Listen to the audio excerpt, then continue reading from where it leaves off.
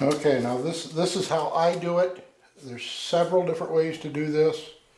A lot of guys will break the deer down as it's hanging, debone the deer while it's hanging, but this is how I learned, and so it's just simpler for me to do it this way. First I got to take the hindquarters off. There's the ball joint.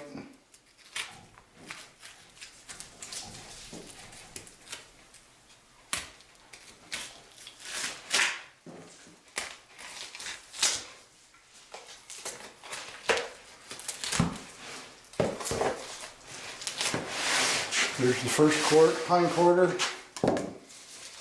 Flip the deer over so that it's got pressure on it. Bring this up here a little bit. And again, right down through here, there's the ball joint.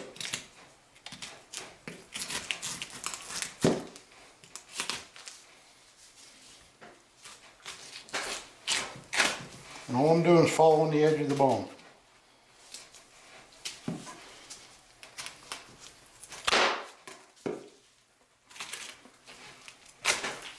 Just let your knife run along the edge of the bone.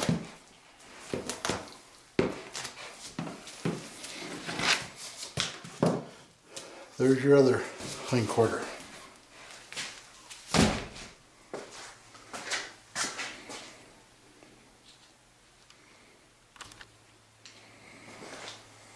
Okay, I'm sure most of you know how to remove the front shoulders, but anyhow, this is how I do it.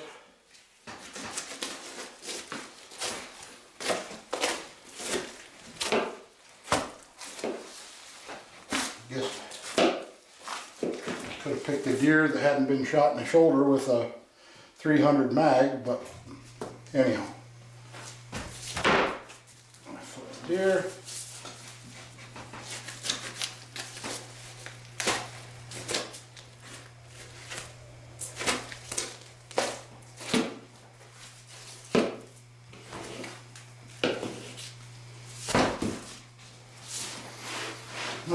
I'll try to get a roast out of this. The guy wanted a couple front shoulder roasts.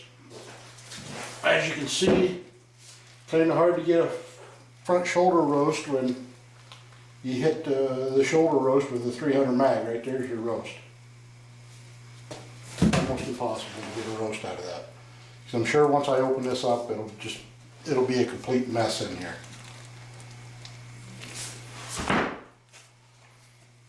Next thing I do, deer is still a little bit froze. The guy skinned it at home and brought it to me froze after it was hanging outside. So I had it in here on the table all night.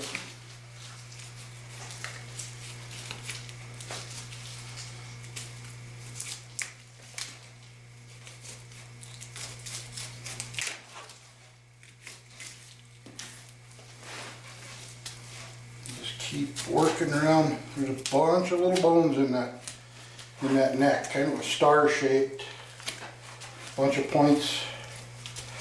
Just keep working around.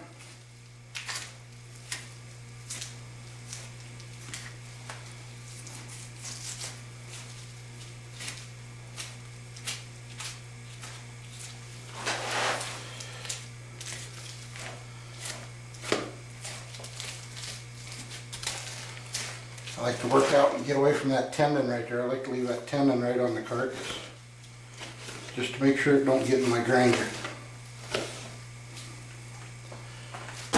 Some neck meat.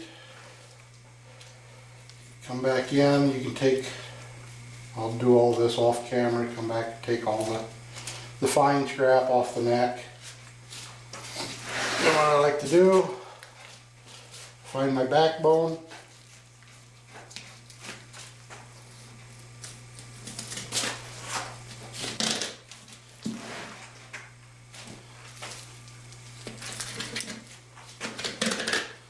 This is still in focus. Yep. Pop this off. Just run your hand in between the meat and the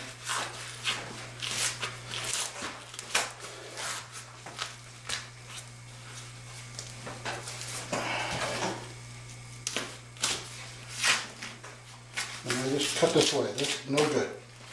Get down here, there's that tendon.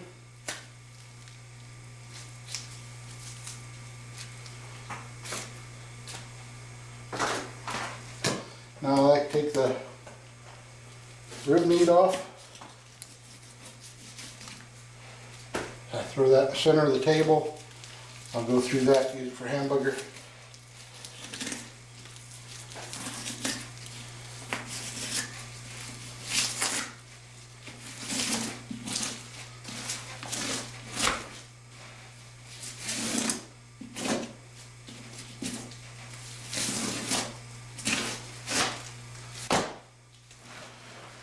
Okay, now I'll take the back straps off. I've already made my initial cut along the backbone, along the spine.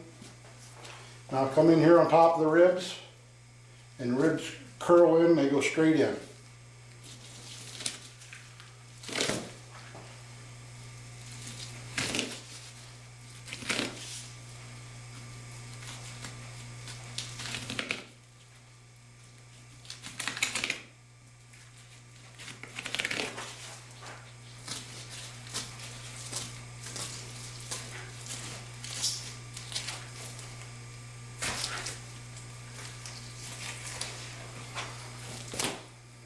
There's your tenderloin. We'll address that later on how to clean that up and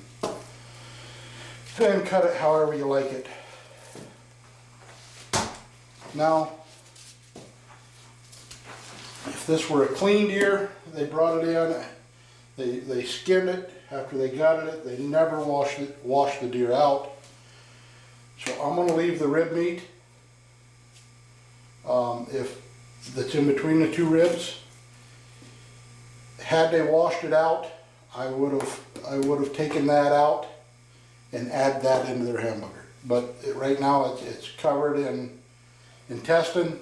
You know, they busted an intestine and it's coating the inside of them, and it's just not time worthy to try to clean that up. It's just not there. They should have took more time when they were gutting their deer. They should have washed it out and cleaned it up. But okay, then just flip the deer over, do the exact same thing on the other side. I'd take the tenderloin out, show you how to do that, but they've already taken their tenderloin out. So I'll flip it over, do that, and then we'll come back and we'll start on the hindquarters.